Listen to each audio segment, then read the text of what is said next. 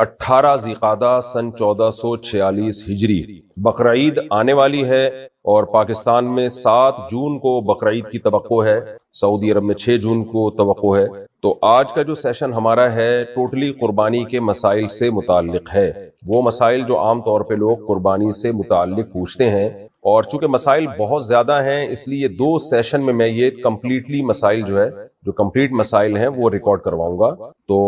آج کا جو سیشن ہے وہ ہے قربانی کے مسائل، ایپیسوڈ نمبر 1، اور پھر دوبارہ اگلے ایپیسوڈ میں انشاءاللہ بقیہ جو مسائل رہ جائیں گے وہ میں ریکارڈ کرواؤں گا، اور اگر اس کے بعد بھی رہ گئے تو تیسرے ایپیسوڈ میں ریکارڈ کروا دیں گے ہم اس کو۔ تو آپ نے قربانی سے متعلق یہ مسائل زیادہ سے زیادہ لوگوں میں شیئر کرنے ہیں۔ پہلا سوال ہے جی، یہ مختلف لوگوں کے سوال ہیں، میں نام نہیں لیتا، بہت سارے لوگ مختلف سوال پوچھتے رہتے ہیں، تو اب نام لیے بغیر جلدی بس میں سوالات پڑھتا ہوں۔ پہلا سوال ہے، کیا قربانی سنت ہے یا واجب ہے؟ دیکھیں، قربانی مالدار شخص پر واجب ہے، وہ کہ یہ مسئلہ اسلاف میں اختلافی ہے، بعض اسلاف اس کے قائل ہیں کہ یہ سنت مؤکدہ ہے، بعض اس کے قائل ہیں کہ یہ واجب ہے۔ سنت مؤکدہ بھی واجب کے قریب قریبی ہوتی ہے، لیکن قربانی جو ہے وہ واجب ہے۔ اس کی دلیل نبی صلی اللہ علیہ وسلم کی یہ صحیح حدیث ہے، من وجد ساعة لأن يضحي فلم يضحي فلا يقربن مصلانا۔ جس شخص میں قربانی کی گنجائش ہو قربانی کرنے کی اور وہ قربانی نہ کرے تو ہماری عیدگاہ کے وہ قریب بھی نہ پھٹکے، تو یہ بڑی شدید وعید ہے۔ بعض حضرات یہ دلیل لیتے ہیں کہ حضرت ابو بکر اور عمر رضی اللہ تعالی عنہما قربانی نہیں کرتے تھے، اور حدیث کے الفاظ ہیں کراہیۃ ان یقتدی بہما، اس خوف سے کہ لوگ ان کی اقتدا کرنا نہ شروع کر دیں۔ اس کا جواب یہ ہے کہ سیدنا ابو بکر اور سیدنا عمر رضی اللہ تعالی عنہما یہ دونوں صحابہ غریب تھے، مسکین تھے، پیون زدہ کپڑے پہنا کرتے تھے، تو آپ نے قربانی اس لیے نہیں کی کہ اگر آپ قربانی کرتے تو لوگ سمجھتے کہ غریبوں پر بھی یہ لازم ہے، ورنہ اصولی طور پر دیکھا جائے کہ یہ کیسے ممکن ہے کہ ابو بکر و عمر نبی کی سنت کو چھوڑ دیں، اور چھوڑیں بھی اس لیے تاکہ ایسا نہ ہو ہم کریں تو لوگ قربانی کرنا شروع کر دیں گے، تو بالکل ایک عجیب سی بات ہو جائے گی۔ صحابہ تو نبی کے عمل کو زندہ کرتے تھے تاکہ لوگ اس کو کریں، تو ابو بکر عمر رضی اللہ عنہما نے اس لیے نہیں کی کہ آپ بہت مسکین تھے، صرف غریب نہیں تھے، بہت زیادہ مسکین تھے، تو اس لیے آپ اگر کرتے تو لوگ یہ سمجھتے کہ شاید سب پر واجب ہے یہ، تو غریب لوگ بھی قرضے لے کے اور مشکل میں پڑ کے پھر قربانی کرنا شروع کر دیتے، تو اس لیے ان دونوں نے نہیں کی۔ لیکن صحیح حدیث سے ہمیں معلوم یہی ہوتا ہے کہ نبی صلی اللہ علیہ وسلم نے فرمایا جس کے پاس قربانی کی گنجائش تھی اس نے نہیں کی، وہ ہماری عیدگاہ کے قریب نہ پھٹکے۔ وہ مسئلہ اختلافی ہے، اسلاف میں اختلاف تھا، لیکن دلیل کے لحاظ سے راجح بات یہی معلوم ہوتی ہے۔ دوسری بات، عبادات میں احتیاط کے پہلو کو ہمیشہ ترجیح دی جاتی ہے۔ دوسرا مسئلہ یہ ہے کہ کیا گھر کا سربراہ اگر قربانی کرے تو سب کی طرف سے ادا ہو جائے گی؟ یہ بھی مسئلہ اسلاف میں اختلافی رہا ہے، بعض اسلاف اس کے قائل ہیں کہ گھر کا سربراہ اگر کرتا ہے تو سب کی طرف سے قربانی ادا ہو جاتی ہے، لیکن اس بارے میں بھی اس حدیث کی بیس پر ہمارا موقف یہی ہے کہ جو بھی صاحب استطاعت ہے اس پر قربانی لازم ہوگی، اور دلیل یہی ہے من وجد ساعة لأن يضحي فلم يضحي فلا يقربن مصلانا، جس کے پاس بھی گنجائش تھی قربانی کرنے کی اس نے قربانی نہیں کی، وہ ہماری عیدگاہ کے قریب نہ آئے۔ بہرحال اختلافی مسئلہ ہے، اس میں شدت جائز نہیں، کسی فریق پہ زیادہ ملامت یا طنز اور جو آج کل یوٹیوب پہ مناظر بازی کے چیلنج ہوتے ہیں یہ ٹھیک نہیں ہے۔ تو احتیاط بہرحال اسی میں ہے کہ جو بھی صاحب استطاعت ہے وہ قربانی کرے۔ دوسرا مسئلہ ہے قربانی لازم کس پر ہے؟ تو قربانی صاحب استطاعت پہ لازم ہے، صاحب نصاب پہ لازم ہے۔ صاحب نصاب کسے کہتے ہیں؟ 5 چیزیں: سونا، چاندی، مال تجارت۔ مال تجارت کہتے ہیں ہر وہ سامان جو آپ نے بیچنے کی نیت سے خریدا ہو اور اب تک بیچنے ہی کی نیت ہو۔ اور چوتھی چیز ہے یعنی سونا، چاندی، کیش، مال تجارت، اور 5ویں چیز ہے ضرورت سے زائد سامان۔ ضرورت سے زائد سامان اسے کہتے ہیں جو پورے سال استعمال میں نہ ہو، جیسے کوئی پلاٹ پڑا ہوا ہے آپ کے پاس، نہ کرائے پر ہے نہ آپ اس میں رہ رہے ہیں تو یہ بھی ضرورت سے زائد ہے۔ کوئی گھر آپ نے بنایا ہوا ہے، نہ کرائے پہ دیا ہوا ہے نہ اس میں آپ رہتے ہیں تو یہ بھی ضرورت سے زائد ہے۔ کوئی گاڑی آپ کے پاس ہے پورے سال استعمال ہی نہیں ہوتی وہ بھی ضرورت سے زائد ہے۔ ڈنر سیٹ گھر میں پڑے ہوئے ہیں، شوکیس میں سجا کے رکھے ہوئے، پورے سال استعمال ہی نہیں ہوئے تو وہ بھی ضرورت سے زائد ہے۔ تو ضرورت سے زائد سامان یا سونا یا چاندی یا کیش اماؤنٹ یا تجارتی مال اگر آپ کے پاس 52.5 تولہ چاندی کے برابر ہے، آج کی تاریخ میں 52.5 تولہ چاندی کی جو بھی قیمت ہے وہ آپ سرچ کر لیں، بلکہ بقرعید کے دن جو بھی 52.5 تولہ چاندی کی قیمت ہوگی وہ آپ سرچ خرچ کر لیے گا تو 1.5-2 لاکھ روپے بنتی ہے میرا خیال ہے. تو جس کے پاس اتنا اماؤنٹ موجود ہو اس اماؤنٹ میں سے وہ قرضے بھی نکالے مائنس کرے, اور جو ضروری خرچے ہیں جیسے گھر کا راشن آئے گا وہ ضروری ہے, گیس بجلی کا بل یہ ضروری ہے, تو یہ ضروری خرچے مائنس کر کے اگر کسی کے پاس 52.5 تولہ چاندی کے برابر رقم بنتی ہے تو اس پر قربانی لازم ہے, اور جس کے پاس یہ ضروری خرچے مائنس کر کے بھی 52.5 تولہ چاندی کے برابر رقم نہیں بن رہی ہے تو پھر اس پر قربانی لازم نہیں ہے. خواتین کے پاس عام طور پر چونکہ گولڈ ہوتا ہے اور کچھ نہ کچھ پیسے بھی ہوتے ہیں ان کے پاس, تو اور قرضہ نہیں ہے اگر, اور گھر کا راشن بھی خواتین نے نہیں ڈالنا ہوتا, وہ تو مردوں کی ذمہ داری ہے, تو گیس بجلی کا بل بھی مرد دے رہے ہوتے ہیں, تو اس لیے آج کے زمانے میں عام طور پہ خواتین پہ قربانی زیادہ لازم ہو رہی ہوتی ہے, مردوں پہ کم لازم ہو رہی ہوتی ہے, کیونکہ گولڈ ہوتا ہے خواتین کے پاس اور شریعت نے ان کے ذمے کوئی خرچے ڈالے نہیں ہیں, مردوں کے ذمے تو بہت سارے خرچے ہوتے ہیں, تو ایسی صورت میں خاتون پر بھی قربانی لازم ہوگی. ہاں خاتون کی طرف سے ان کا شوہر قربانی کر سکتا ہے اجازت سے, شوہر نے اگر اپنی بیوی کی طرف سے قربانی کر دی, قربانی کرنے کے بعد بتایا کہ میں نے تمہاری طرف سے قربانی کر دی ہے تو قربانی ادا نہیں ہوگی, پہلے وہ بتائے گا کہ میں آپ کی طرف سے قربانی کر رہا ہوں, وہ اجازت دے دے تو ٹھیک ہے. اجازت دینے کے لیے بس خاموش رہنا بھی کافی ہے, زبان سے کہہ دینا بھی کافی ہے, خاموش رہنا بھی کافی ہے. شوہر بیگم کو فون کر دے بیگم تمہاری طرف سے میں قربانی کر رہا ہوں, تو اطلاع دے دے گا تو یہ اطلاع بھی کافی ہے. یہ تو ہو گیا جی مختصراً قربانی کے لازم ہونے کا مسئلہ. اب یہ بہت اہم سوال کیا جاتا ہے کہ کون سے عیب ایسے ہیں جن کی وجہ سے قربانی جائز نہیں ہوتی جانور کی. لوگ یہ سوال پوچھتے ہیں ٹوٹے ہوئے سینگ والے جانور کی قربانی کا کیا حکم ہے, یا وہ جانور جس کا سرے سے سینگ ہی نہیں ہے. تو دیکھیں ٹوٹا ہوا سینگ ہو یا سرے سے سینگ ہو ہی نہیں, دونوں جانوروں کی قربانی جائز ہے. ہاں اگر جانور کا سینگ اکھاڑ دیا اور جڑ سے اکھاڑ دیا جس کی وجہ سے اس کے دماغ پہ چوٹ لگی ہے تو پھر ایسے جانور کی قربانی جائز نہیں ہے. عام طور پر آج کل لوگ جانور کا سینگ جو ہے وہ گھس دیتے ہیں تو اس جانور کی قربانی جائز ہے. لیکن یہ جو میں نے سنا ہے کہ جو جانور کا سینگ گھستے ہیں یا اس میں کچھ ایسا جلاتے ہیں اس سے جانور کو تکلیف بہت ہوتی ہے, تو غیر ضروری تکلیف جانور کو دینا اس کا بہرحال گناہ ہوگا, لیکن بغیر سینگ والے کی قربانی جائز ہے. ہاں سینگ ٹوٹ گیا لڑائی وڑائی کے دوران اور اکھڑ گیا جس سے دماغ کو زد پہنچی ہو تو پھر جائز نہیں ہے. دوسرا کون سے عیب ہیں, اندھے جانور کی قربانی جائز نہیں ہے, اگر ایک آنکھ کی بینائی بالکل گئی ہوئی ہے اس کی قربانی بھی جائز نہیں ہے. لنگڑے جانور کی قربانی, بعض دفعہ آپ جانور خریدتے ہیں جانور لنگڑا ہوتا ہے, تو اگر اتنا لنگڑا ہے کہ وہ پاؤں زمین پہ ٹکا ہی نہیں پا رہا تو اس کی قربانی جائز نہیں, اور اتنا اگر لنگڑا ہے کہ وہ پاؤں کم از کم اس کو چلانے کے قابل بنا رہا ہے, زمین پہ ٹکا لیتا ہے اور چل لیتا ہے کچھ نہ کچھ, تو اس جانور کی قربانی جائز ہے. کان یا دم کٹے ہوئے جانور کی قربانی, اس میں مختلف اقوال ہیں. بعض فقہا نے یہ لکھا ہے کہ 1/3 اگر دم کٹی ہوئی ہے 1/3 کان کٹا ہوا ہے تو قربانی جائز نہیں ہے. ایک قول یہ بھی ہے کہ آدھا, تو ہماری نظر میں راجح بات یہی ہے کہ اگر آدھا کان کٹا ہوا ہے یا آدھی دم کٹی ہوئی ہے تو پھر اس کی قربانی جائز نہیں ہے. آدھی سے کم اگر کٹی ہوئی ہے آدھی دم یا کان تو پھر اس کی قربانی جائز ہے. خراب تھن والے جانور کی قربانی, گائے کے 4 تھن ہیں, اگر 2 تھن خراب ہیں تو اس کی قربانی جائز نہیں ہے, اگر 1 تھن خراب ہے تو جائز ہے. بکری کے 2 تھن ہوتے ہیں, اگر 1 تھن خراب ہے تو قربانی جائز نہیں ہے. خصی جانور کی قربانی بالکل جائز ہے. بعض دفعہ یہ بھی ہوتا ہے کہ سوال پوچھا جاتا ہے کہ جانور کا کے خصیتین میں سے ایک خصیہ ہے تو بھی جائز ہے اس کی قربانی. بعض دفعہ جانور کے خصیتین پیدائشی طور پر نہیں ہوتے تو بھی اس کی قربانی جائز ہے. کتنا کمزور جانور ہو کہ جی اس کی قربانی جائز نہیں ہے. اگر جانور اتنا بڈھا یا اتنا کمزور ہو چکا ہے کہ اس سے بیچارے سے چلا ہی نہیں جا رہا اور وہ قربان گاہ تک بھی چل کے نہیں جا سکتا, آپ نے یہاں سے 10 میٹر دور تک لے کے جانا ہے اس کو قربانی کرنے کے لیے, تو وہاں بھی اس کو آپ اسٹریچر میں اٹھا کے لے کے جا رہے ہیں, اتنا کمزور ہو گیا تو وہ تو بیچارہ پہلے ہی قربان ہو چکا ہے, اس کو مزید قربان کرنے کی کوشش نہ کریں آپ. اتنا ہو کہ چل سکتا ہو اپنے پاؤں پہ, تو جب تک اتنا ہے کہ اپنے پاؤں پہ چلنے کی اس میں طاقت ہے ایسے جانور کی قربانی جائز ہے. یہ بھی سوال پوچھا جاتا ہے جی گائے میں 7 افراد کی شرکت لازم ہے. اچھا اس سے پہلے ایک اہم سوال کہ معذور جانور کی قربانی تو جائز نہیں ہے, جیسے ہم نے بتایا ٹانگ ٹوٹی ہوئی ہے اتنی کہ زمین پہ ٹکا ہی نہیں سکتا وہ. بعض دفعہ جانور کو گراتے ہوئے قربانی کرتے ہوئے وہ معذور ہو جاتا ہے,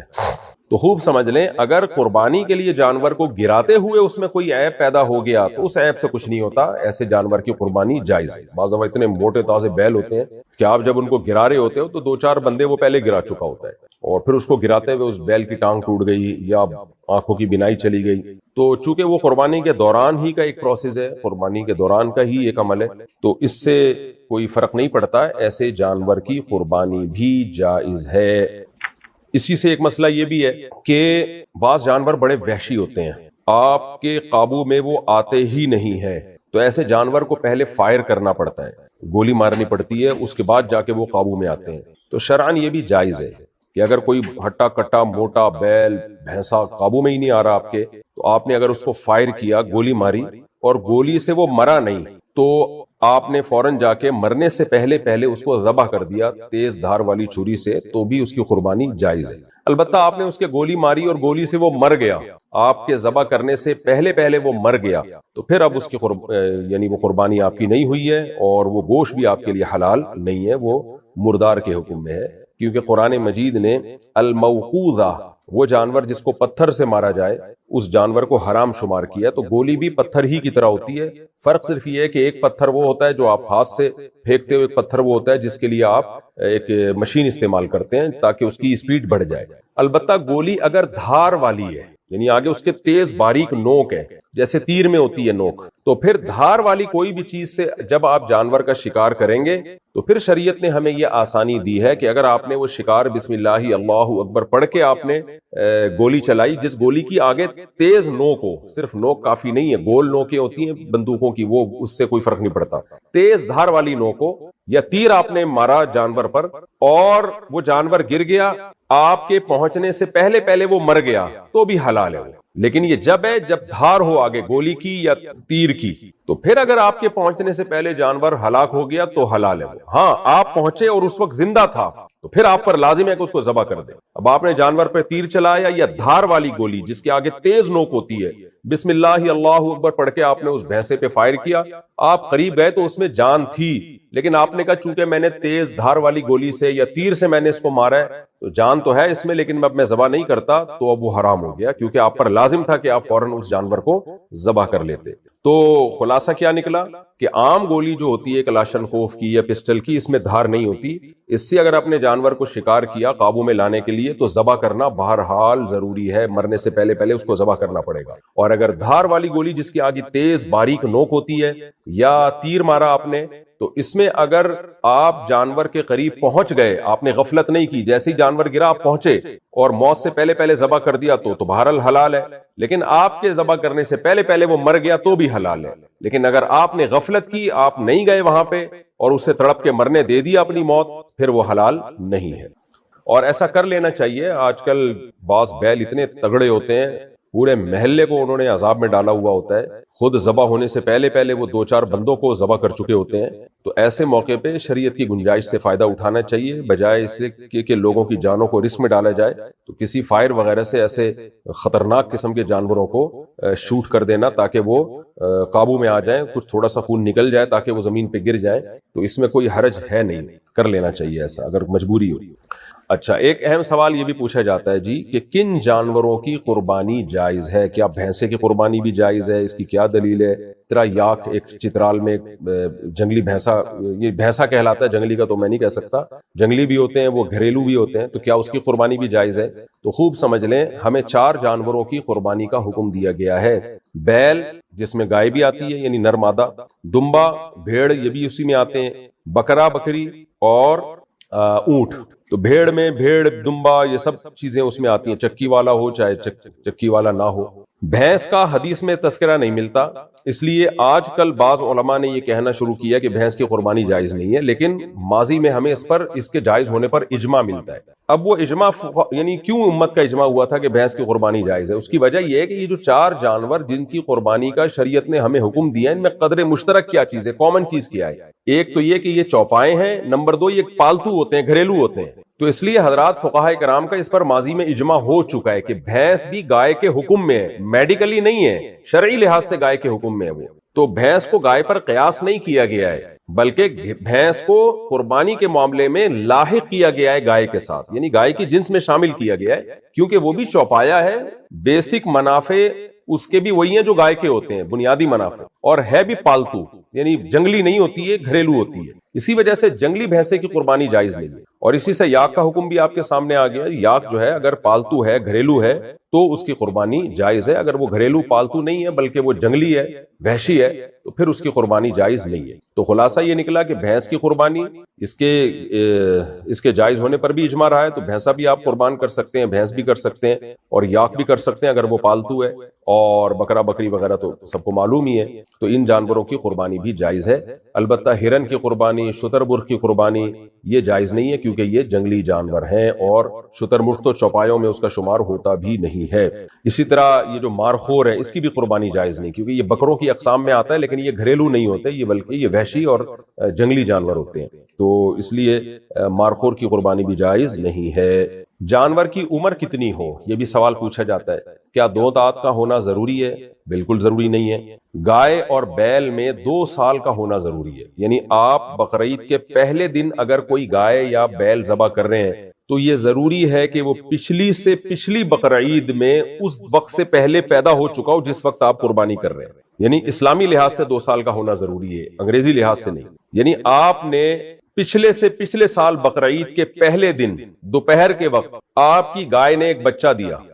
پچھلی سے پچھلے سال والی بقرعید میں دوپہر کے وقت، تو آپ اس بقرعید میں صبح کے وقت اس بچے کو ذبح نہیں کر سکتے، کیونکہ ابھی 2 سال پورے نہیں ہوئے۔ آپ ظہر کے بعد کر سکتے ہو، کیونکہ ظہر کے بعد بقرعید کے پہلے دن وہ 2 سال کا مکمل ہو جائے گا۔ اس مثال سے آپ کو سمجھ میں آ گیا ہوگا کہ ہر وہ جانور جو پچھلے سے پچھلی بقرعید سے پہلے پیدا ہو چکا ہو اس کو آپ اس بقرعید میں ذبح کر سکتے ہو، گائے اور بیل میں، اور جو پچھلے سے پچھلی بقرعید کے پہلے دن پیدا ہوا تو پہلے دن وہ ٹائم گزرنے کے بعد یا اگلے دن آپ اس کو ذبح کر سکتے ہو، اور پچھلے سے پچھلے سال بقرعید میں اگر وہ تیسرے دن پیدا ہوا تو پھر پہلے اور دوسرے دن نہیں ذبح کر سکتے، آپ اس کو تیسرے دن ذبح کرو گے اس ٹائم کے بعد جس ٹائم میں وہ پیدا ہوا تھا، تاکہ 2 سال کمپلیٹ ہو جائے۔ یہی حکم بکری میں اور بکرے میں۔ اونٹ میں کم سے کم 5 سال کا ہونا ضروری ہے، 5 سال سے پہلے آپ اونٹ کو نہر یا ذبح نہیں کر سکتے۔ گائے اور بیل میں 2 سال ہو گئے، اور بکرا بکری میں 1 سال ہو گیا، اور دمبے میں اصل حکم تو یہی ہے کہ کم سے کم 1 سال کا ہو، لیکن اگر دمبا یا بھیڑ موتا تازہ خوب بھرا ہوا ہے، 6 مہینے کا بھی اگر ہے، وہ دیکھنے میں وہ سال کا لگ رہا ہو،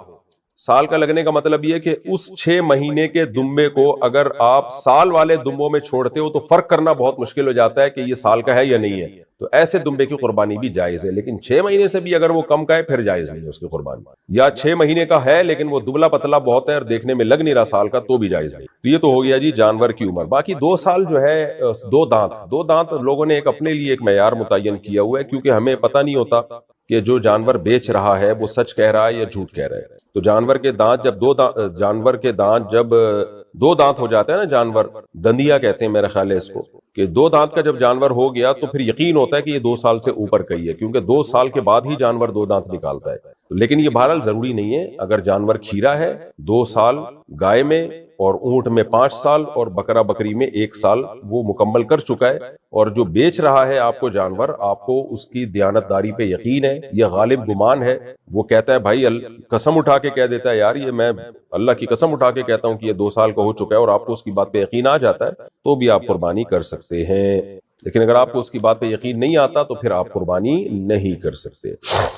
یہ تو ہو گیا جی جانور کی عمر سے متعلق۔ اب ہم مزید بھی کچھ مسائل کی طرف چلتے ہیں۔ گائے میں کیا 7 افراد کی شرکت لازمی ہے؟ دیکھیں گائے ہو یا اونٹ، اس میں 7 افراد کی شرکت لازمی نہیں ہے، 7 افراد سے زیادہ شریک نہیں ہو سکتے، یہ مطلب ہے، یعنی ایک گائے میں 7 افراد سے زیادہ نہیں شریک ہو سکتے، 7 افراد ہو سکتے ہیں، 7 سے کم بھی ہو سکتے ہیں۔ ایک آدمی پوری ایک گائے اپنی طرف سے کر سکتا ہے، 2 آدمی مل کے آدھی گائے بھی اپنی طرف سے کر سکتے ہیں۔ اب لوگ اس میں یہ کر رہے ہوتے ہیں کہ 2 آدمی جب ایک گائے میں حصہ لیتے ہیں تو ایک 4 حصے لے رہا ہوتا ہے، ایک 3 حصے لے رہا ہوتا ہے، یہ بھی جائز ہے، لیکن اس تکلف کی ضرورت نہیں ہے۔ جب 2 آدمی مل کے ایک گائے کر رہے ہیں تو آدھی گائے ایک کی آدھی گائے دوسرے کی، ایسے کر لیں۔ اب 3 آدمی اگر گائے میں شریک ہیں یا اونٹ میں شریک ہیں تو وہ کیا تکلف کر رہے ہوتے ہیں، ایک کو 3 حصے دے دو، ایک کو 2 حصے دے دو، ایک کو 2 حصے دے دو، اس طرح کر کے گھما رہے ہوتے ہیں۔ وہی یہ بھی ٹھیک ہے، لیکن یہ بھی ٹھیک ہے کہ 3 آدمی ہیں برابر ہو جائیں، 1/3 اس کی 1/3 اس کی 1/3 اس کی، تو اس طرح بھی گائے میں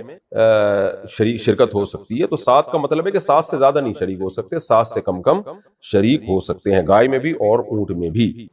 قصائی کو اجرت کے طور پہ قربانی کا گوشت دینا جائز ہے؟ نہیں، جائز نہیں ہے۔ قصائی کو آپ پیسے الگ سے دیں، جانور کی کوئی بھی چیز چاہے رسی ہی کیوں نہ ہو، وہ کھال ہی کیوں نہ ہو، وہ بھی قصائی کو آپ قربانی کی اجرت کے طور پر نہیں دے سکتے۔ باہر ملک والے پاکستان میں قربانی کیسے کریں؟ باہر ملک والے جب پاکستان میں قربانی کریں گے یا پاکستان والے باہر ملک میں قربانی کریں گے تو دونوں جگہ بقرعید کا وقت ہونا ضروری ہے، خوب سمجھ لیں۔ اب سعودی عرب میں بقرعید ایک دن پہلے ہے، آپ کے ہاں بقرعید ایک دن بعد ہے، آپ نے اپنی قربانی سعودی عرب میں کر لی تو وہاں تو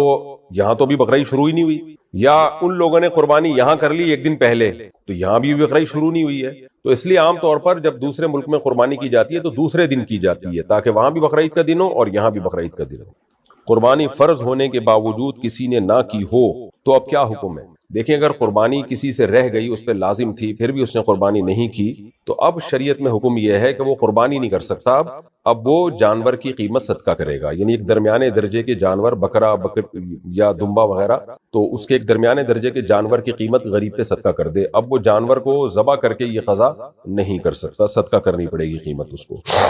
اچھا، قربانی کر کے گوشت نہ کھانے والوں کے لیے پیغام۔ دیکھیں، قربانی کا مقصد جہاں ابراہیم علیہ السلام کی سنت کو زندہ کرنا ہے، وہاں ساتھ ساتھ اللہ کے دن، اللہ نے جو اس دن ہماری ضیافت کی ہے، مہمانی کی ہے، یعنی اللہ میزبان ہے، ہم مہمان ہیں، تو اس کو بھی زندہ کرنا ہے ہم نے۔ اسی وجہ سے بقرعید میں 4 دن کے روزے حرام ہو جاتے ہیں، یعنی 10، 11، 12 اور 13 ایام تشریق کے روزے حرام ہو جاتے ہیں تاکہ اللہ کی ضیافت سے اعراض لازم نہ آئے۔ تو اگر آپ دوسرے ملکوں میں قربانی کرتے ہیں ضرور کریں، لیکن کچھ نہ کچھ قربانی اپنی جگہ پہ بھی کرنی چاہیے تاکہ آپ بقرعید والے دن قربانی کا گوشت کھائیں، تاکہ وہ جو اللہ تعالیٰ کی طرف سے ایک ضیافت ہے ہمارے لیے، اس میں ہمارے لیے شرکت ہو جائے۔ تو اس میں استغنا برتنا کہ ہمیں بالکل گوشت نہیں چاہیے۔ میں نے دیکھا ہے بعض لوگوں کے گھروں میں بقرعید کے دن بھی دال چاول بن رہے ہوتے ہیں یا چکن کھا رہے ہوتے ہیں، وہ یہ غلط بات ہے، ایک بے مروت، یعنی ایک ناشکری ایک طرح سے ہے یہ۔ تو ہمیں روزے حرام اللہ نے اس لیے کر دیے کہ یہ کھانے کا اللہ تعالیٰ کی طرف سے گوشت کی ضیافت ہے۔ یہ ایسے ہی ہے جیسے کسی نے آپ کی دعوت رکھی پیر کے دن یا منگل کے دن اور آپ نے روزہ رکھ لیا تو اس کو غصہ آئے گا نا۔ تو اللہ نے روزے حرام اس لیے کیے ہیں کہ یہ ایام اکل و شرب نے حدیث میں آتا ہے، تو اس لیے قربانی کا گوشت کچھ نہ کچھ خود بھی کھانا چاہیے، لہذا اپنے گھر پہ قربانی کرنی چاہیے۔ کیا ہم عید کے چوتھے دن قربانی کر سکتے ہیں؟ نہیں کر سکتے۔ کسی صحیح حدیث سے یہ بات ثابت نہیں ہے کہ نبی صلی اللہ علیہ وسلم نے عید کے چوتھے دن قربانی کی ہو یا کرنے کا حکم دیا ہو، جبکہ اس کے برخلاف صحیح احادیث سے، صحابہ کے آثار سے یہ بات ثابت ہے کہ ایام نہر صرف 3 ہے۔ اس پر میں دلائل سے ایک آڈیو بیان ریکارڈ کروا چکا ہوں کئی سال پہلے، تو اس لیے مضبوط قول یہی ہے کہ چوتھے دن قربانی نہیں ہوتی۔ اب تو بعض اہل حدیثوں نے بھی مان لیا ہے، حافظ زبیر علی زئی جو اہل حدیث کے عالم تھے، ان کا بھی یہی قول ہے کہ یہ چوتھے دن قربانی جائز نہیں ہے۔ قربانی کے جانور کی کھال کا کیا کریں؟ قربانی کے جانور کی کھال یا تو بیچ کے اس کی قیمت صدقہ کر دی جائے یا کھال کو ایز اٹ از استعمال کر لیا جائے، وہ جائز ہے۔ جیسے قربانی کا گوشت آپ بیچ کے پیسے کھا نہیں سکتے، قربانی کا گوشت بیچا تو پیسے صدقہ کرنے پڑیں گے، تو کھا سکتے ہیں آپ، تو ایسے ہی کھال کا آپ استعمال کر سکتے ہیں۔ قربانی کے جانور کی کھال آپ نمک لگا کے سکھا لیں یا ایک پروسیس کے تحت گزار کے لیدر بنا لیں، اس کی آپ جیکٹ بنا لیں، کچھ بھی بنا لیں، جائے نماز بنا لیں۔ میں نے ایک دفعہ بنائی تھی گھر میں، بڑا زبردست وہ بن گئی تھی، وہ تو ایک بڑی اچھی سا کارپیٹ ٹائپ کی چیز بن جاتی ہے۔ تو ایسے تو استعمال جائز ہے آپ کا، لیکن اگر آپ نے اس کو بیچا تو پھر اس کی قیمت آپ کو صدقہ کرنی پڑے گی، اور قصائی کو اجرت میں آپ قربانی کی کھال نہیں دے سکتے۔ جانور کا گوشت غریبوں میں کتنا دینا چاہیے؟ بہتر ہے کہ 1/3 گوشت آپ غریبوں میں تقسیم کر لیں، لیکن اگر آپ کی فیملی بڑی ہے اور آپ پورے سال آپ کے لیے گوشت کھانا مشکل ہوتا ہے تو پھر فقہا نے لکھا ہے کہ اپنی فیملی کو پھر ترجیح دینا سب سے پہلے۔ بعض لوگوں کے بچے ہوتے ہیں، چھوٹے غریب لوگ ہوتے ہیں، وہ سال میں ایک دفعہ ان کو قربانی کے نیت سے پھر انہوں نے جانور قربان کر لیا ہوتا ہے، تو ایسے لوگوں کو چاہیے اپنے بچوں کو گوشت کھلائیں، وہ زیادہ بہتر ہے۔ لیکن اگر آپ مالدار ہیں اور گوشت پورے سال آپ کھاتے رہتے ہیں تو کچھ گوشت تو بہرحال آپ خود کھائیں تاکہ اللہ کی ضیافت سے اعراض لازم نہ آئے، اللہ کی ضیافت میں آپ شریک ہو جائیں، لیکن 1/3 گوشت پھر بہتر ہے کہ غریبوں میں تقسیم کر دیا جائے۔ کیا رات کے وقت قربانی جائز ہے؟ رات کے وقت بھی قربانی جائز ہے لیکن بہتر نہیں ہے، کراہت تنزیہی ہے اس میں۔ وجہ اس کی یہ ہے کہ 2 وجہ سے، ایک تو اس میں خطرہ ہوتا ہے کہ جو ہے آج کل تو یہ خطرہ نہیں ہے، لائٹیں ہوتی ہیں، لیکن پہلے زمانے میں خطرہ یہ تھا اندھیرے میں ایسا نہ ہو ذبح صحیح نہ کر پائیں آپ۔ لیکن ایک دوسری بات تو آج بھی ہے، وہ یہ کہ قربانی شعائر اسلام میں سے ہے، اور اسلام میں جتنے بھی شاعر ہیں وہ دن کی روشنی میں ہوتے ہیں۔ آپ حج دیکھ لیں، یعنی جو وقوف عرفہ ہے، جمعے کی نماز ہے، عید کی نمازیں ہیں، سب شاعر اسلام میں سے ہیں نا. تو ایسے ہی بقرعید کی قربانی بھی، تبھی بقرعید کے دن نبی صلی اللہ علیہ وسلم عید کی نماز جلدی پڑھا کرتے تھے تاکہ ہم جلدی جو ہے نا اول وقت میں ہی ہم قربانی کر لیں دن کی روشنی میں. تو شاعر اسلام دن کے وقت ہی زندہ کیے جاتے ہیں، تو اس لیے افضل بہرحال یہی ہے کہ قربانی دن میں کی جائے. اگر آپ نے اگلے دن قربانی کرنی ہے تو بھی دن میں کر لیں، آپ تیسرے دن قربانی کرنی ہے تو بھی دن کی روشنی میں کریں. آپ قربانی کے جانور کا گوشت 7 حصوں میں کیسے تقسیم کریں، بھی بہت اہم سوال ہے، خوب سمجھ لیں. دیکھیں، قربانی کے جانور میں جب 7 آدمی یا 5 یا 6 یا 4 یا 2 شریک ہوں گے تو جانور کے گوشت کو تول کے تقسیم کرنا لازم ہے، بالکل برابر سرابر، ذرہ برابر بھی تبدیلی نہیں ہونی چاہیے، کمی بیشی نہیں ہونی چاہیے، کیونکہ اس میں سود کا خطرہ ہوتا ہے. کسی بھی طرف گوشت تھوڑا سا زیادہ چلا گیا نا تو گوشت سودی اموال میں سے ہے، تو وہ اضافہ سود کہلائے گا. کیونکہ جب تقسیم کا عمل ہوتا ہے تو اصل میں خرید و فروخت کا عمل ہو رہا ہوتا ہے، مشترک گوشت ہے سب کا، تو ہم اپنے حصے کا گوشت اس کو بیچ رہے ہوتے ہیں، اس کے حصے کا گوشت ہم خرید رہے ہوتے ہیں. تو گوشت ربوی اموال میں سے، سودی اموال میں سے، اس میں برابری ضروری ہے. تو اب لوگوں کو ہم سمجھاتے ہیں یہ بات، لوگ کہتے ہیں بھائی ہم راضی ہیں، تھوڑا سا گوشت اس کے پاس زیادہ چلا گیا، تھوڑا ادھر زیادہ چلا گیا، ہم جب خوش ہیں تو کیا جا رہا ہے بھائی؟ سودی اموال میں آپ خوشی رضا کا مسئلہ نہیں ہے، آپ خوش بھی ہو تو بھی جائز نہیں ہے. تو اس لیے قربانی کے جانور کے گوشت کے جب 7 حصے کریں بالکل ایگزیکٹ تول کے برابر سرابر. اور اگر اس ٹینشن سے آپ بچنا چاہتے ہیں تو اس کے لیے ایک ہیلہ ہے، تدبیر ہے. وہ ہیلہ اور تدبیر یہ ہے کہ دیکھیں، جب جانور ذبح ہوا، شروع میں آپ نے کیا کیا، کلیجی لوگ نکال لیتے ہیں، تو کلیجی کو کے 7 حصے کریں، اس میں ایک ایک بوٹی ملا دیں اور تھوڑی سی کلیجی رکھ لیں، پھر کلیجی کو تقسیم کر دیں آپ، اور آخر میں جو گوشت کے 7 ڈھیریاں بنیں گی ان میں تھوڑی تھوڑی کلیجی سب میں ملا دیں. پھر اگر کمی بیشی ہو بھی گئی تو جائز ہے، پھر اندازے سے بھی آپ تقسیم کر سکتے ہیں، پھر تولنا ضروری نہیں ہے. یعنی جب اس کے مخالف جنس کی چیز اس میں شامل ہو جائے گی تو پھر برابری ضروری نہیں ہے. علماء کو جو سودی مسائل کو جانتے ہیں ان کو تو یہ بات بہت آسانی سے سمجھ میں آ جائے گی، عوام کو سمجھانا تھوڑا سا مشکل ہوتا ہے. تو کیونکہ جب مخالف جنس کی چیز آ جائے گی نا، کلیجی کی جنس گوشت کی جنس سے الگ کہلاتی ہے. تو کیا کیا آپ نے، شروع میں کلیجی کے 7 حصے کیے، اس میں تھوڑا تھوڑا گوشت ملا دیا، اور آخر میں گوشت کے 7 حصے کیے، اس میں تھوڑی تھوڑی کلیجی ملا دی. آسان سی بات ہے. تو پھر آپ اندازے سے بھی تقسیم کر سکتے ہیں، تو اس طرح سے کر لیں. اور اگر کلیجی کے 7 حصے نہیں کر رہے تو پائے 4 حصوں میں ملا دیں اور باقی 3 میں کلیجی ملا دیں، یہ بھی ٹھیک ہے. تو پھر جو ہے برابری ضروری نہیں ہے. لیکن اگر آپ نے یہ نہیں کیا، کلیجی یا پائے نہیں ملائے ان میں، اور گوشت کی 7 ڈھیریاں بنا دی اور اندازے سے تقسیم کر لیا، تو پھر وہ کسی کے لیے بھی کھانا بھی جائز نہیں ہے. قربانی تو آپ کی ہو جائے گی، واجب ادا ہو جائے گا، لیکن وہ گوشت کھانا پھر کسی کے لیے جائز نہیں ہوگا، کیونکہ اس میں جو جہاں بھی تھوڑا سا اضافہ چلا گیا وہ سود کے حکم میں ہوگا، اور وہ کسی بوٹی کوئی متعین نہیں ہوگی کہ یہ اضافی ہے، بلکہ وہ جو ہے خلط ہو گئی ہے اس کے اندر. تو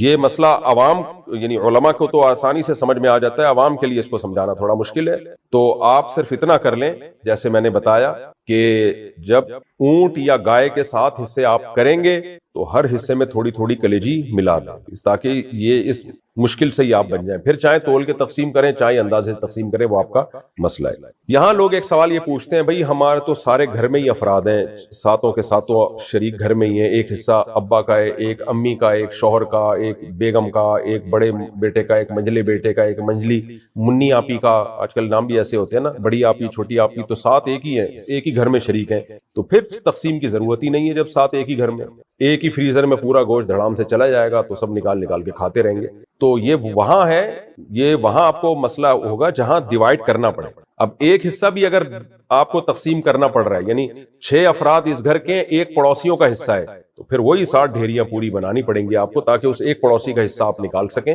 تو پھر اس میں وہی بات ہے کہ اس میں تھوڑی کلیجی ملانی پڑے گی آپ کو، تاکہ مخالف جنس کی چیز جو ہے اس گوشت میں شامل ہو جائے. اچھا بھائی، قربانی کے دنوں میں جو گندگیاں پھیلتی ہیں بہت ہی بغیرتی ہے، بہت ہی بغیرتی. اسلام جو کہتا ہے کہ صفائی نصف ایمان ہے، اس میں آپ قربانی کر رہے ہو اور غلاظت کا ڈھیر بنا دو پورے شہر کو، تو یہ تو آپ اپنے ثواب کو ضائع اور برباد کر رہے ہو. اس میں الگ سے بھی انشاءاللہ ریکارڈ کرواؤں گا، پچھلے سال بھی ریکارڈ کروایا تھا۔ دیکھو جب جانور آپ پالتے ہو اس صفائی کا خیال کریں آپ۔ اور میں نے آپ کو اپنا بھی ایک واقعہ سنایا تھا صرف موٹیویشن کے لیے، میں اونٹ لے کر آیا تھا 2 سال پہلے، تو میں نے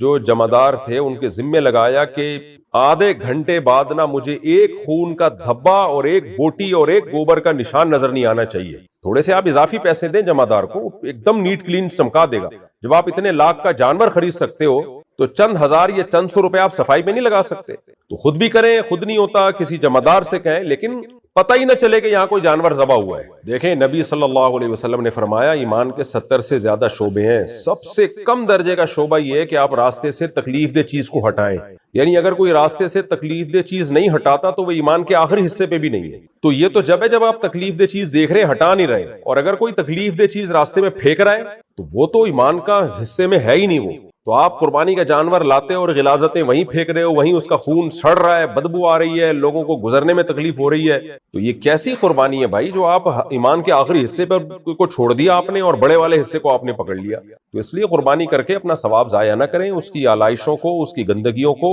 ٹھکانے لگائیں اور فوراً ٹھکانے لگائیں، یعنی کہ تیسرے دن ٹھکانے لگا رہے ہیں۔ جہاں جانور ذبح ہوا، گوشت تقسیم ہوا، گلی میں جو کچھ گندگی ہے آپ نے پیسے خرچ کرنے یا خود محنت کرنی ہے یا پیسے خرچ کرتے ہوئے لوگوں کو کنجوسی ہو رہی ہوتی ہے۔ او بھائی تم نے اتنا عرصہ اتنا مہنگا جانور خریدا اور تم مالدار تھے جبھی تو تم پر قربانی واجب ہوئی ہے، اور کھلانے پلانے میں کتنا خرچہ ہوا، اب 1000 2000 4000 5000 تم سے صفائی پہ خرچ نہیں ہوتے تو جمعداروں کو لائیں، زیادہ پیسے دیں، بولے آدھے گھنٹے کے بعد یہ شیش محل بنا دو اس کو۔ میں نے تجربہ کیا، جمعداروں کو آپ ذرا زیادہ پیسے دیں، وہ بہترین طریقے سے کام کرتے ہیں، پیسے نچوڑ کے دیں گے پھر وہ کام میں ڈنڈی مارتے ہیں، تو ان کی بھی روزی روٹی مل جائے گی ان کو۔ تو اس طرح سے خود سب نے اپنی گلیوں کو، محلوں کو صاف رکھنا ہے، اور ایسا نہیں کرنا کہ اپنے قربانی کے ثواب کو آپ نے لوگوں کو تکلیف پہنچا کے ضائع کرنا ہے، ایسا نہیں کرنا۔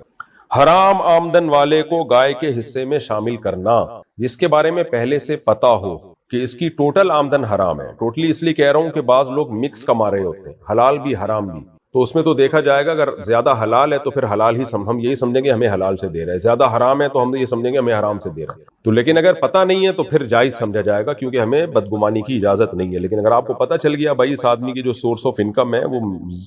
زیادہ تر یہ حرام ہی کماتا ہے، اوپر کی آمدن اس کی زیادہ ہے، تو پھر آپ اس سے یہ کہیں گے بھائی آپ اپنے حلال پیسوں سے قربانی کرو۔ اگر اس نے حلال الگ سے نکال کے رکھے ہوئے ہیں وہ لا کے دیتا ہے تو آپ اس کی بات پہ یقین کر لیں، دلوں کے حالات ہم نہیں جانتے، لیکن جب تک وہ ایسی صراحت نہیں کرتا تو پھر آپ کے لیے اسے قربانی میں شریک بنانا جائز نہیں ہے۔ سودی بینک میں اگر سود سے متعلق کسی ڈپارٹمنٹ میں کوئی جاب کرتا ہے یا انشورنس کمپنی میں جاب کرتا ہے، اسی یعنی براہ راست جس کا انشورنس کمپنی کے معاملات سے تعلق ہو، کیونکہ انشورنس کمپنی میں تو ڈاکٹرز بھی ہوتے ہیں جو انہوں نے ہائر کیے ہوئے ہوتے ہیں، ان کی آمدن حلال ہے۔ میں بات کر رہا ہوں جو انشورنس کمپنی کا جو ایک ڈھانچہ ہے، اسٹرکچر ہے، جس کے بغیر کمپنی چل نہیں سکتی، ایسے کسی شعبے میں جب کوئی ہوگا تو اس کی آمدن بھی حرام ہے۔ سودی بینک میں کوئی مینیجر ہے یا اسی طرح کوئی سودی معاملات لکھتا پڑھتا ہے، لکھنے پڑھنے کا کام ہے یا اکاؤنٹ کھولنے کا کام ہے لوگوں کو موٹیویٹ کر کے، تو ایسی شخص کی آمدن حرام ہے۔ یا شراب کا بزنس ہے کسی کا، تو حرام آمدن والے کو اگر آپ نے قربانی کے حصے میں شریک کر لیا تو کسی کی بھی قربانی نہیں ہوگی اور وہ گوشت بھی سب کے لیے حرام ہو جائے گا، گوشت کھانا بھی جائز نہیں ہوگا۔ تو اس لیے اس میں احتیاط کرنا ضروری ہے۔ باقی اگر کسی کو پتہ نہیں ہے تو پھر تفتیش کرنے کی بہت زیادہ اس میں ضرورت نہیں ہے۔ کسی نے اپنے منہ سے کہہ دیا کہ بھئی میں حلال کماتا ہوں، میں یہ ان شعبوں سے میرا تعلق نہیں ہے، یا میں سودی بینک میں جاب تو کرتا ہوں لیکن میں نے قربانی کے لیے الگ پیسے رکھے ہوئے ہیں، تو بس اس کی زبان پر اعتماد کر لینا کافی ہے، زیادہ ڈیپ میں گہرائی میں جانے کی ضرورت نہیں ہے۔ اونٹ کی قربانی میں 7 حصے ہیں یا 10 حصے؟ اونٹ کی قربانی میں 7 حصے ہیں، جو 10 والی حدیث ہے وہ مال غنیمت سے اس کا تعلق ہے۔ شرک کرنے والے کے ساتھ قربانی کرنے والوں کی قربانی کا کیا حکم ہے؟ کسی کا عقیدہ دو ٹوک شرکیہ ہو، بالکل واضح، نبی صلی اللہ علیہ وسلم کو بغیر کسی تعویل کے وہ مشکل کشا حاجت روا مانتا ہو کوئی شخص، آپ صلی اللہ علیہ وسلم کو کلی علم غیب کا قائل مانتا ہو، یعنی اس کا قائل ہو کہ نبی صلی اللہ علیہ وسلم کلی طور پر عالم الغیب تھے، ما کانا وما یکونو کا علم تھا، آپ کو کوئی چیز آپ کے علم سے مخفی نہیں تھی، تو یہ تو کلی علم غیب ہو گیا۔ یا آپ صلی اللہ علیہ وسلم کو اللہ نے اتنے اختیارات دے رکھے ہیں کہ جب چاہیں جہاں سے چاہیں نبی صلی اللہ علیہ وسلم ہماری مدد کر سکتے ہیں، یا فلاں بزرگ ہماری مدد کر سکتے ہیں، یا کوئی ختم نبوت کے عقیدے کا منکر ہے جیسے قادیانی ہے تو ایسے کفریہ عقیدہ کسی کا واضح طور پر اگر ہوگا تو پھر اس کی قربانی کو اس کے کا اگر آپ نے حصہ اپنے جانور میں ڈال دیا تو اس کی قربانی بھی کسی کی بھی قربانی پھر نہیں ہوگی، سب کی قربانی غلط ہو جائے گی، ناجائز ہو جائے گی۔ اور ذبح کرنے والے کے لیے بھی ضروری ہے، خوب سمجھ لیں، قربانی کا جانور ہو یا عام جانور ہو، کسی مشرک نے اگر ذبح کیا جو دو ٹوک اور صاف لفظوں میں نبی کو عالم الغیب مشکل کشا مانتا ہوں، جس کی میں نے تفسیر ابھی بیان کی ہے، تو ایسے شخص نے اگر جانور بھی ذبح کر دیا تو بھی وہ جانور حرام ہو جائے گا، تو اس کا گوشت بھی کسی کے لیے حلال نہیں ہے۔ ہاں، بدعتی ہونے سے فرق نہیں پڑتا، یعنی بدعتی اگر کوئی ہے تو عقیدہ اس کا شرکیہ نہیں ہے تو پھر اس کا اگر گائے میں حصہ ہے تو قربانی ہو جائے گی، اور اگر اس نے ذبح کر دیا تو بھی قربانی ہو جائے گی۔ لیکن مشرک یا ختم نبوت کا کوئی منکر ہے یا اسلام کے کسی بنیادی عقیدے کا کوئی منکر ہے تو اس سے اگر کسی نے ذبح کروا لیا تو بھی جانور حرام، اور اس کو قربانی کے حصے میں شریک کر لیا تو بھی قربانی برباد ہو جائے گی سب کی۔ اور میں نے جیسے بتایا کہ جانور ذبح کرنے والے کا توحید پرست ہونا ضروری ہے، البتہ عیسائی یہودی کو اللہ نے اس سے مستثنیٰ کیا ہے، تو ایک تو ان کا ذبیحہ بھی حلال ہے ہمارے لیے۔ ہاں، یہ ضرور ہے کہ جو ذبح کرنے والا اگر مسلم ہے اور وہ بسم اللہ اللہ اکبر نہیں پڑھتا یا اللہ کا نام نہیں لیتا تو بھی جانور حرام ہو جاتا ہے، کیونکہ ہم نے دیکھا ہے بعض دفعہ قصائی جانور ذبح کر رہے ہوتے ہیں، منہ میں ان کے گٹکے ہوتے ہیں، ان کو گٹکا نکالتے ہوئے تکلیف ہو رہی ہوتی تو وہ تکبیر کہہ نہیں رہے ہوتے۔ اگر بھول گیا نا کوئی بسم اللہ اللہ اکبر کہنا، کوئی شخص بھول گیا تو جانور حلال ہے۔ حدیث میں آتا ہے ہر مسلمان کے دل میں اللہ کا نام موجود ہے آلریڈی، اگر بھولے سے کسی سے اللہ کا نام چھوٹ گیا، کیونکہ وہ ایسا وقت ہوتا ہے جانور ہل رہا ہوتا ہے، آپ دفعہ آپ کو اس کی فکر ہوتی ہے بھاگنا جائے تو آپ ذبح کرنے میں ٹائم لگا دیتے ہو، بسم اللہ اللہ اکبر پڑھنا بھول جاتے ہو، تو بھولے سے چھوٹ گیا حلال ہے جانور، لیکن جان کر چھوڑ دیا گٹکے کی وجہ سے، لوگ یاد دلا رہے ہوتے ہیں بعض دفعہ قصائی کو، پھر بھی وہ نہیں بول رہا ہوتا، منہ سے پھوٹ ہی نہیں رہا ہوتا، کچھ الفاظ نکالو بھائی منہ سے، تو اسی وجہ سے یہ بسم اللہ اللہ اکبر زور سے پڑھنا چاہیے تاکہ لوگوں کے دل میں شک شبہ بھی ختم ہو جائے۔ تو اگر کسی نے نہیں کیا، اللہ اکبر نہیں پڑھا، تو پھر جانور حرام ہو جائے گا۔ دوستو، اگر ویڈیو پسند آئی ہو تو ویڈیو کو لائک، چینل کو سبسکرائب اور بیل آئیکن کو پریس کر دیں۔ شکریہ۔